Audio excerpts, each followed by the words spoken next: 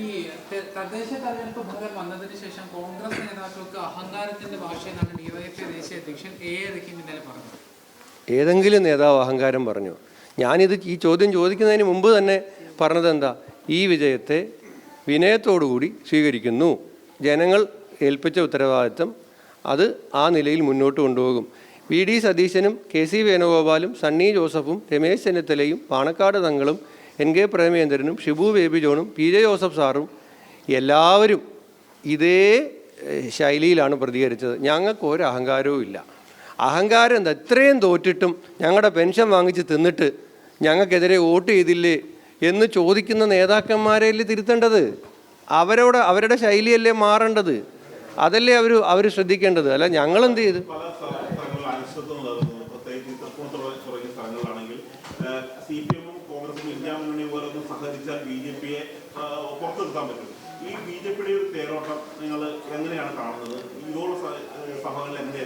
അല്ല ഞങ്ങൾ പറഞ്ഞല്ലോ, കോൺഗ്രസിലെയും യു ഡി എഫിലെയും മുഴുവൻ നേതാക്കന്മാരും റിസൾട്ട് ഇന്നലെ ഇങ്ങോട്ട് വന്നതേ ഉള്ളൂ.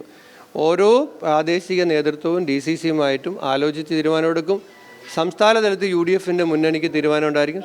അതിനെക്കുറിച്ചൊക്കെ യു ഡി എഫിൻ്റെ ചെയർമാൻ എന്ന നിലയിൽ പ്രതിപക്ഷ നേതാവും പാർട്ടിയുടെ കാര്യത്തിൽ കെ പി സി പ്രസിഡന്റും എത്തുന്നുണ്ട് 10 മണിക്ക്. അവരത്തരം കാര്യങ്ങൾ ആലോചിച്ച് പറയും.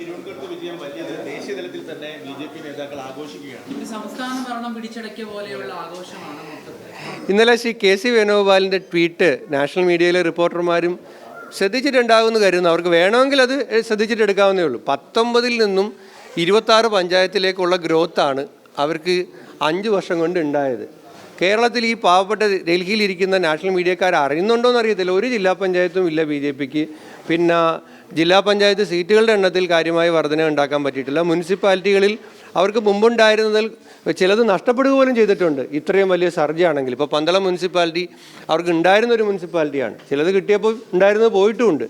അതേസമയം 500-ലധികം അടുത്ത് പഞ്ചായത്തുകൾ, മുനിസിപ്പാലിറ്റികൾ, ബ്ലോക്ക് പഞ്ചായത്തുകൾ, കോർപ്പറേഷനുകൾ, ജില്ലാ പഞ്ചായത്തുകൾ, ഈ സമഗ്രമായ ഒരു ആധികാരിക വിജയമുണ്ടായത് ഈ തെരഞ്ഞെടുപ്പിൽ യു ഡി എഫിനാണ്.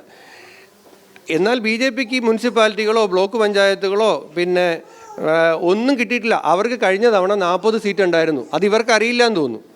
അതിൽ 10 സീറ്റ് അവർക്ക് കൂടുതൽ കിട്ടിയപ്പോൾ പിന്നെ എൽ ഡി എഫിൻ്റെ സീറ്റുകൾ കാര്യമായി കുറഞ്ഞപ്പോൾ അവർക്ക് അധികാരം കിട്ടി തിരുവനന്തപുരം കോർപ്പറേഷൻ എന്നുള്ള സത്യമാണ്. അതല്ലാതെ അവർക്കൊരു സർജ് ഉണ്ടാകണമെങ്കിൽ കേരളത്തിൽ ഈ അത്രയും പഞ്ചായത്ത് ഉണ്ടായിട്ട് 19 പഞ്ചായത്തിൽ നിന്ന് 26 പഞ്ചായത്തിലേക്ക് ഉയരുന്നതിനാണോ പിന്നെ വലിയ മുന്നേറ്റം കൊടുങ്കാറ്റ്?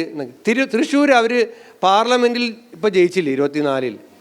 ആ ഒരു കൊല്ലം കഴിഞ്ഞപ്പോഴത്തേക്ക് ആ വോട്ട് എവിടെ പോയി? ആ കോർപ്പറേഷനിൽ പോലും ഒരു മാറ്റവും വരുത്താൻ അവർ കഴിഞ്ഞിട്ടില്ലല്ലോ. കേരളത്തിലൊട്ടാകെ ഉണ്ടായ ഒരു ബി ജെ പി അനുകൂലമായ എന്തെങ്കിലും രാഷ്ട്രീയം ഉണ്ടെങ്കിൽ അത് ആദ്യം പ്രതിഫലിക്കേണ്ടിയിരുന്നത് തൃശ്ശൂരല്ലേ? അവർ പാർലമെൻറ്റിൽ ജയിച്ചൊരു സ്ഥലം അതുണ്ടായില്ലല്ലോ.